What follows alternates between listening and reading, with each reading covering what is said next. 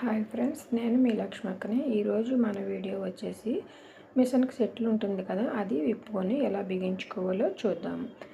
మనకి సెట్లలోకి చిన్న దారి పీస్ వెళ్ళినా సరే మిషన్ కుట్టి అయితే సరిగ్గా పడదనమాట. చాలా ఇబ్బంది అయితే పెడుతుంది. దారం చిక్కులు పడిపోతుంది, చక్రం కూడా స్టక్ అయిపోతుంది.